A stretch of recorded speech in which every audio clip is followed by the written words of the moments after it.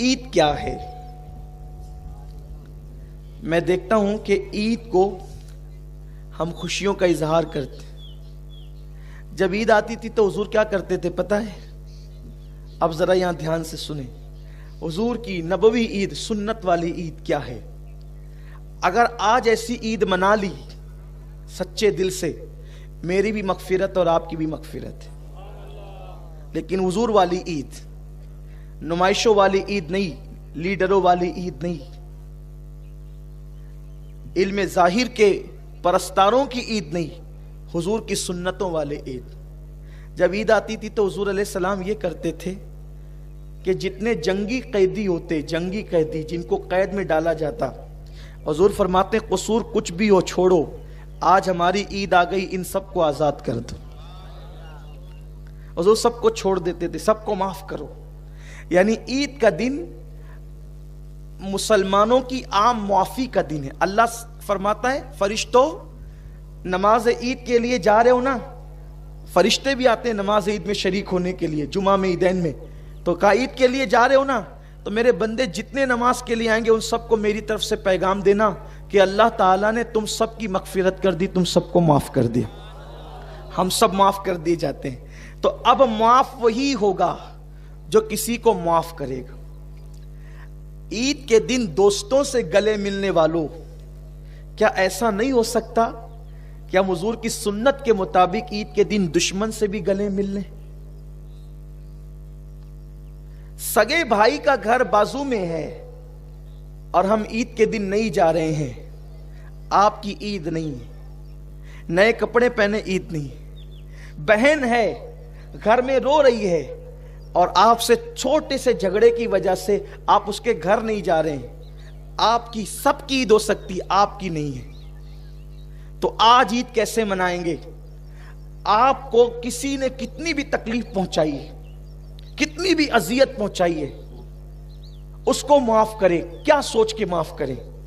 اس نے آپ کو دکھ دیا، اس نے آپ کو تکلیف پہنچائی، اس نے آپ کو گالی دی، اس نے آپ کو ستایا، اب آپ کی وجہ سے وہ جہنم کا عذاب بھگتے گا۔ بولو تکلیف کس کو ہوگی؟ امتی جہنم میں جائے گا، تکلیف کس کو ہوگی؟ حضور کو ہوگی۔ سمجھ رہے ہیں آپ؟ میری بات آپ کی سمجھ میں آ رہی ہے؟ امتی جہنم میں جائے گا، تکلیف کس کو ہوگی؟ حضور کو ہوگی۔ کیا آپ میں سے کون چاہتا ہے کہ حضور کو تکلیف؟ جب سیدنا فاروق اعظم پر ایک شخص نے حملہ کیا، خنجر سے حملہ کیا، اور آپ زمین پر آ گئے، اور پھر حضرت عبد الرحمن ابن عوف نے نماز پڑھا دی، تو آپ کا پہلا سوال یہ تھا میرا قاتل کون ہے؟ میرا قاتل کون ہے؟ اور کسی نے کہا حضرت آپ کا قاتل مجوسی ہے، آگ پرست ہے، کافر ہے۔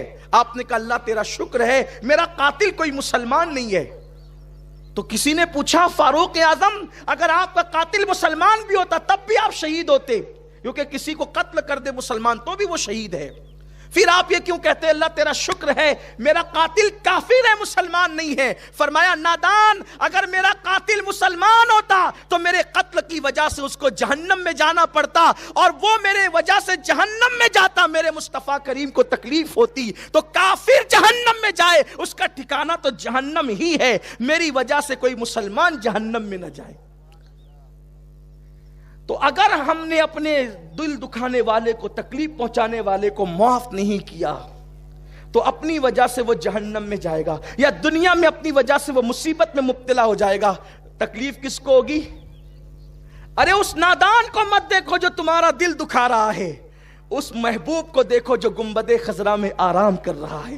اس لیے اگر بھائی نے دل دکھایا، بہنوں نے دل دکھایا، دوستوں نے دل دکھایا، احباب نے دل دکھایا، اور وہ اہل ایمان ہے، تو نماز شروع ہونے سے پہلے میں آپ کو آپ کے نبی کا واسطہ، میرے نبی کا واسطہ دے کر کہتا ہوں، گردن جھکا کر آدھے منٹ کے لیے ان بندوں کا تصور کر لو اور عرض کرو اللہ میرے دل دکھانے والے، مجھے تکلیف پہنچانے، مجھے ستانے والے کو صرف تیرے محبوب کی خوشی کے لیے میں معاف کرتا ہوں۔ اگر آپ نے ایسا کر دیا اور ہو سکے تو یہاں معاف کر کے ذرا جا کر اس کو اطلاع بھی دے دینا، یا میسج بھی کر دینا، یا فون بھی کر دینا کہ بھئی میں نے تجھے معاف کر دیا۔ اگر ہو سکے تو، ورنہ اتنا معاف کرنا ہی کافی ہے. بولو ہو سکتا ہے ایسا؟ ہو سکتا ہے ایسا؟ بہن بھائی رشتہ دار اگر روٹھے ہوں تو ہم آج کے دن ان کو منا لیں. اور یہ دن آتا ہی اسی لیے. دیکھو اور دن ملنے کے لیے جاؤ گے نا تو آپ کو اچھمبا لگے گا، اجنبی پن لگے گا، یار یہ کیا ہو گیا. لیکن عید کے دن جاؤ گے نا تو لوگوں کو، اس کو بھی شوق ہوگا اور آپ کو بھی شوق ہوگا کہ یار تو ہے ہی آج کا عید کا دن نا، تو آج معافی کا دن ہے. بولیے ایسا ہو سکتا ہے؟ انا کو فنا کرو اور یاد رکھنا معاف کرنے والا چھوٹا نہیں ہوتا، معاف کرنے والا بڑا ہوتا ہے. اور یہ بھی یاد رکھنا معاف کرنے والا ستانے والے سے زیادہ بہتر ہوتا ہے. حضور کو مکے کے کافروں نے کتنا ستایا، لیکن جب وہ سامنے کھڑے رہے تو حضور علیہ السلام نے ان سے فرمایا بتاؤ تمہارے ساتھ کیا سلوک کروں. انہوں نے کہا تھا آپ کریم ابن کریم ہے، آپ سے تو کرم کی امید کی جا سکتی ہے. حضور فرماتے ہیں جاؤ میں نے تم سب کو معاف کر دیا. تو معاف کرنا اپنے نبی کی سنت ہے، معاف کرنا اپنے اللہ کی سنت ہے. اللہ کو معاف کرنا پسند ہے. ذرا ہاتھ اٹھا کر کے مجھے اشارہ دیں کہ کون کون ایسا بندہ ہے جو حضور کو خوش کرنے کے لیے اپنے کو تکلیف دینے والے کو معاف کرتا ہے.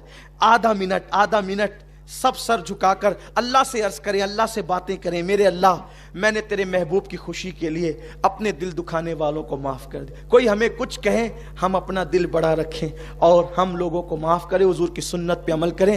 معاف کرو گے معاف کیے جاؤ گے.